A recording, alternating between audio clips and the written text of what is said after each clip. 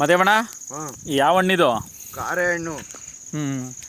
ಕಾರೆ ಹಣ್ಣು ತಿಂದವರು ಇವತ್ತಿನ ಕಾಲದಲ್ಲಿ 40 ವರ್ಷದಲ್ಲಿ ತಿಂದಿದ್ದು ನಾವು. ಇದು ಇವತ್ತು ಯಾರು ಕೊಡಿಸ್ತಾ ಇದ್ರು ನಿಂಗೆ ಕಾರೆ ಹಣ್ಣ? ಇದು ನಾವು ವರ್ಕೂಡಿಂದ ನಾಗೇಶ್ವರನವರು ಇದು ಅದ್ಭುತವಾಗಿರುವಂತ ವಸ್ತು ಅವ್ರ ಜಮೀನಲ್ಲಿ ಐತೆ. ನಮ್ಗೆ ಬಹಳ ದಿವಸ ಆಗಿತ್ತು.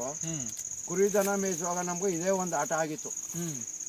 ಈ ಹಣ್ಣು ಸಿಕ್ಕಿದ್ರ ಇವತ್ತು ಕಾಯಿನ ಕುಯ್ಕೊಂಡು ಕಲ್ಲೊಳಗೆ ಹಾಕೊಂಡು ಜೋಬಲ್ಲಿ ಹಾಕೊಂಡು ಹಣ್ಣು ಮಾಡ್ಕೊಂಡು ತಿಂತ ಇದ್ದೋ. ಅಂತ ಅದ್ಭುತವಾದಂತ ಪದಾರ್ಥ ನಮ್ಗೆ 40 ವರ್ಷದಿಂದ ಇವತ್ತು ಸಿಕ್ಕಿದೆ ನಮ್ಮ ಕೈಗೆ. ಯಾರ ಕಡೆಯಿಂದ ಅಂದ್ರೆ ವರ್ಕೌಟ್ ನಾಗೇಶ್ವರ ಕಡೆಯಿಂದ. ನೋಡಿ ಸ್ನೇಹಿತರೆ, ಈ ಹಣ್ಣಿನ ಔಷಧ ಗುಣಗಳು ತುಂಬಾ ಜಾಸ್ತಿ ಇದೆ. ನೋಡಿ, ಇದು ಮಳೆಗಾಲದಲ್ಲಿ ಸಿಗೋದು.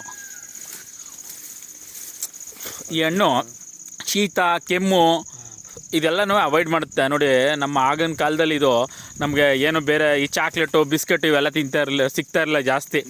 ಅವತ್ತು ಬಡಸ್ತನ ಈ ಖಾರ ಹಣ್ಣು ತುಂಬ ನಮ್ಮ ಬಡವರು ಬಾದಾಮಿ ಅಂತ ಏನು ಕಡಲೆಕಾಯಿಗೆ ಹೇಳ್ತೀವಿ, ಅದೇ ರೀತಿ ಖಾರ ಹಣ್ಣು ಅಷ್ಟೇ. ಖರ್ಜೂರ, ಬಡವ್ರ ಖರ್ಜೂರ ಥರ ಇದು ಈ ಖಾರ ಹಣ್ಣು. ನೋಡಿ ಸ್ನೇಹಿತರೆ, ಈ ಹಣ್ಣು ತುಂಬ ರುಚಿಯಾಗಿರುತ್ತೆ ತಿನ್ನೋದಕ್ಕೆ.